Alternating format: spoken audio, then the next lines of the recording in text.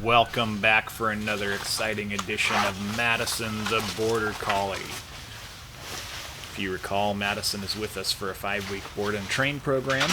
These sessions in this video are from week 4. Oh, did you just decide to break it? Go back and sit down. And you're going to hear some of the fun that Madison and I have during these sessions. So, at this time with Madison, I've started to bring in some pressure into the work because I really want these behaviors to be solid. Madison is quite a suppressive stressor, which means a little bit of correction goes a long ways and will knock her right out of drive. And you're going to see that several times. So what you're seeing is me moderate pressure with excitement and drive. And we use some food rewards at different times, and we use toy rewards depending on the intensity that we need from her and how much correction we need to overcome. She'll overcome a lot more correction for toy rewards than she will for food rewards. When we're in food reward mode like this, if I add pressure, she lays down. She looks away from me.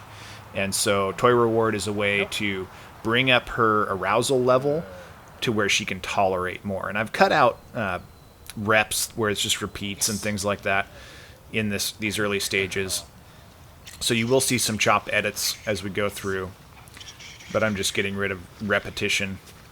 This video will be a little bit long as it is, so I wanted to make sure that I'm not wasting your time.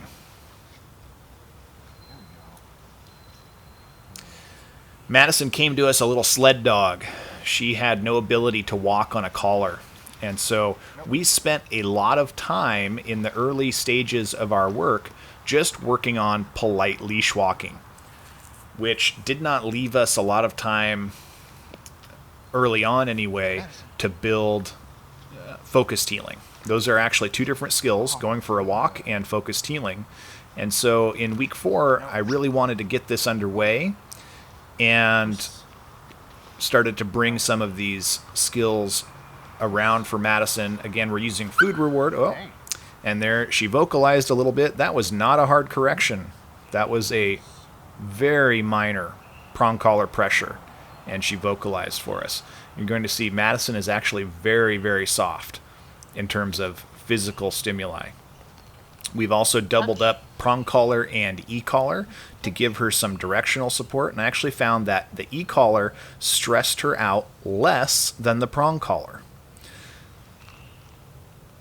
Some dogs are like this. A minor e-collar stimulation for them is less stressful than prong collar. There was a prong collar alone, a little bit of a pop, and she's laid down on me.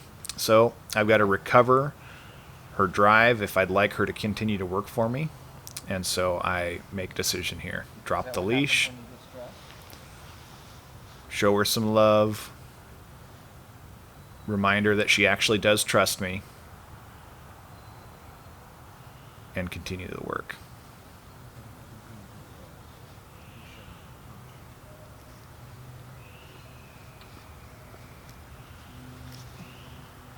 Notice she bounces back. It's a little bit of attention.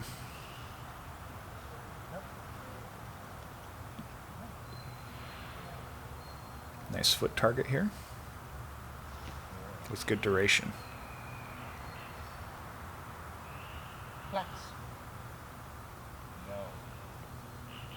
There, even my hard no to her kind of shut her down, and she looked away.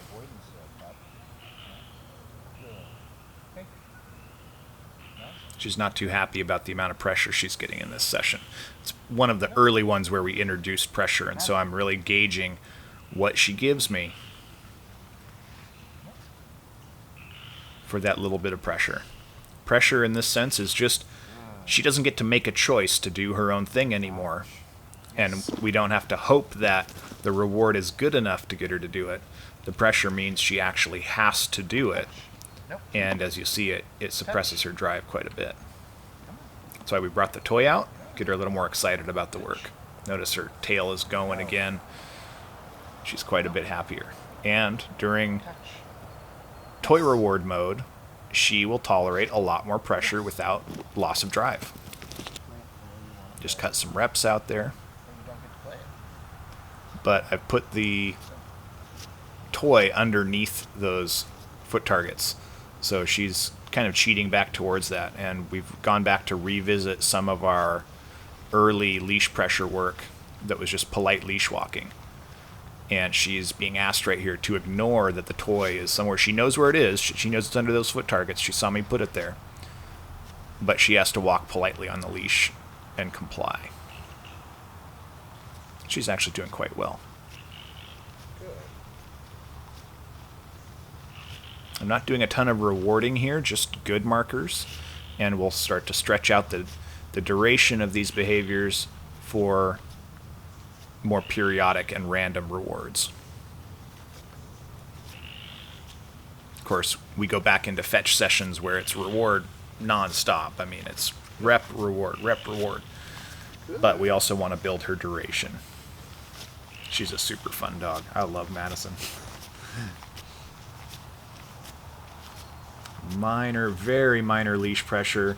If she starts to wander, she does get a little tiny pop on that prong collar. And it's a puppy-sized prong collar. This is not a big, heavy-duty prong collar. It's a 2.25 millimeter puppy Hermspringer collar.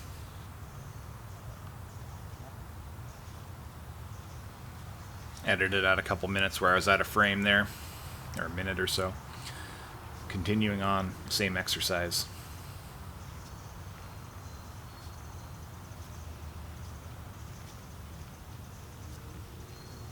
Her suppression's starting to build a little bit here, which is why I'm working my way back towards her reward.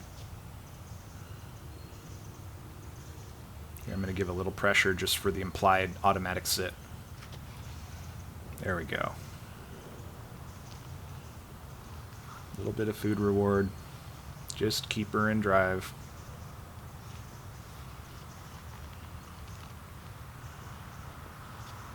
She's looking at that toy. She still knows it's there. It's been several minutes.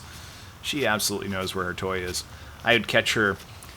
We'd let her out to go potty out of the house, and I would catch her running down to the shed and sitting in front of the bins where I kept the toys we'd play fetch with. She knew exactly what was up. There's no such thing as out of sight, out of mind for this dog.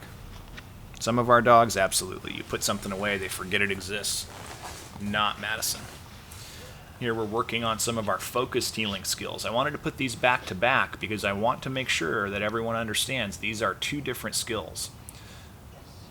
We accomplish focused healing by the placement of reward and luring.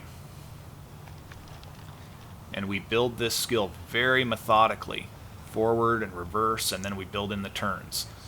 I like to teach my dogs to automatic sit when my feet are together like that, and to not sit. Oh, I dropped one. Got to grab those. Never, ever, ever let your dog eat those off the ground during obedience. Building the left leg focus here. And notice my feet are not together. I'm not trying to get an automatic sit until I bring them together, and then I am. It's subtle, and Madison's picking up on this already, and I'm helping with the placement of my lure, the food in my hand. I'm raising it to get those sits. But I'm trying not, as much as possible, trying not to verbally cue what I want to end up being an automatic sit. So there I've moved my feet closer together, and she's understanding that that means for her to take a seat. These skills that she's working on, a lot of times in focused healing, we cue the heel with Fuß in German, but we go through several moves with no additional verbal cues. And we do this through luring, and then we try to fade the lure away gradually. So here we're working on some reversing. Reversing becomes left pivot turns very nicely when we teach her to tuck her rear around behind us in those left pivots. But first we have to teach her that in that picture where my right leg is out and my left leg is back, that she has to stay with the left leg, not follow the right. If she follows the right leg, she'll be out too far in front to make a left pivot turn. Nope. There she crossed behind me. Got a little bit of correction. We're going to go away from the wall and work the same way. And since I walked off frame here, I edit this, it was only just a moment. I took the leash off, and we're going to come back, and I want you to see the difference in Madison with and without pressure. We did the teaching mode with a little bit of pressure to suppress, food rewards. And now notice the excitement level has come up because she knows that leash is not available at the moment. She's also much freer, which means she's less careful. She's less perfect. There's a big example, right? She took 3 extra steps, 4 extra steps there. But we'll tolerate that because of the level of excitement we're trying to get out of her. And notice how great this looks. This is really an early session for her, just demonstrating how fast Madison can learn if we work the pressure, reward, arousal paradigm correctly with her. She does get suppressed as you put pressure on her, and as a session goes on, she gets mentally fatigued, especially when it comes to new things. So we try to mix in things she knows and not spend too much time in a new skill without significant reward. And here, if you notice, I'm not just going yes and giving her food or going good and giving her a little piece of food. I'm playing a fun game for her where she gets to chase the food around. This is far more reinforcing for a dog with her level of energy and prey drive and herding drive. It's far more reinforcing than just saying yes and giving her the food. Here I'm working on her downs to stand, and she's being a little resistant, but again, she picks up what we're trying to do. These are early skills for her as well. That's a fairly new one. Plats. No. We spent so much time getting her to plats, which she's still a little rough at this point, because where we would use any pressure or force, she would melt down. So we've had to do this inducively rather than compulsively. But she also suffers from that border collie stillness where she kind of locks up. It's a tough combination where if you put pressure on them, they shut down, but when they're in drive, they freeze up. Give her a little attention and let her know she's doing the right thing here. Good job. I'm just going to turn the camera around here because what she did is pretty funny. Remember, I put that toy over here. That toy underneath the foot target, and it's been this whole session, probably 20 minutes, half an hour, something like that. We've cut a lot out here, but she went right back to it, knowing where it was. She's telling me what she wants here. She knows she's worked hard. She knows she deserves a good reward. And she was about at her limit, where I gave her some praise just to get her kind of back in, and that released her from strict obedience mode. Madison. And she's back into play. I'm still going to use this play to work on some skills. Good. Again, like I said, getting those plats, those downs with This doesn't get me to inducive motivation, not compulsion, is important. And I've edited out some of the retrieves here just so that we're saving time. I'm going to work on her foot targets in fetch mode, which this is always hard for her.